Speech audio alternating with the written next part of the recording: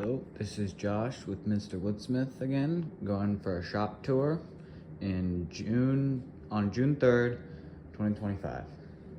So we'll start at the workbench. I have my planer here, it's on a stand, and I can roll it out for when I want to use it. I have a jig that extends the table length, and then here's my workbench.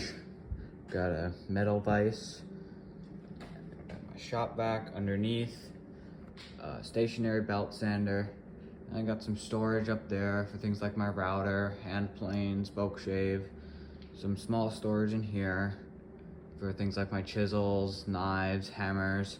Not incredibly organized, but it's decently organized. Got some more storage down here for things like my sharpening supplies, tape, another hand plane. And here we got some more storage for my circular saw, oscillating tool, and my drill press. And then we got my miter saw, which is currently being loaned from a friend or from a family member. The dust collection's not good, but everything else about it's awesome.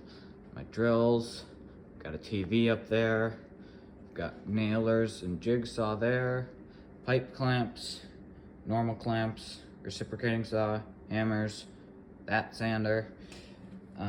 Here's my table saw on a cart. It's a Bosch 4000.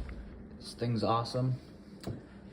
There's my dust collector. It's just the Central Machinery dust collector from Harbor Freight. It's been awesome. I used the Rockler expandable hose. It's also awesome. I've got this jointer over here. It's a jointer planer. It's not great, but for what I use it for, which is not that often, it does the job. I had to upgrade it with the soft start machine, so that it would actually work and run on any kind of power. But yeah, then we'll go over here. Got a lot more storage from a friend, quite a bit of wood storage. We've got some cedar up here, got a big decking nailer, scroll saw, my Bosch sanders in there.